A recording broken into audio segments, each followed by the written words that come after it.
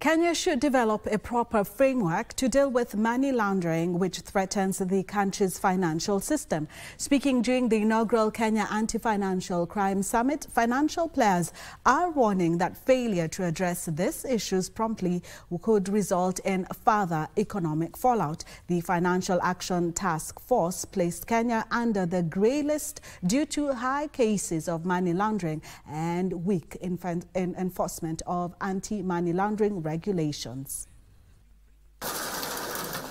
In February this year, the Financial Action Task Force shook the local financial market when it placed Kenya on the list of countries abating money laundering and financial improprieties. The Paris-based task force warned that the lack of a proper framework on money laundering and poor enforcement measures had made Kenya a money laundering haven.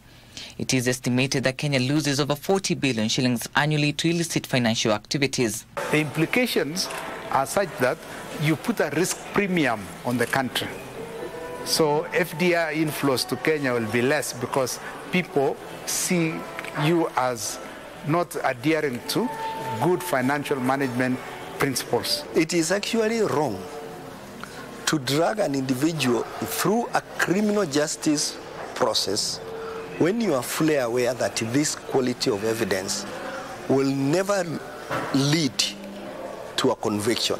Not only a conviction, but also a recovery and restitution of the value. This mismatch between risks identified and actions taken have left the country vulnerable, with stakeholders now pushing for stronger enforcement mechanisms and political will to uphold the rule of law in investigations and prosecution of money laundering offences. The action points from which you'd pick evidence capable of successfully prosecuting a criminal offence, the systems now should be changed often.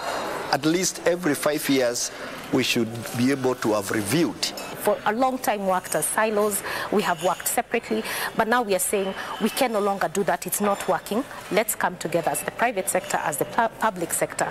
Let's come together, think together, and more importantly, work together. The private sector has also been urged to strengthen compliance systems to ensure transparency. Trevor Ngendo for Prime Edition.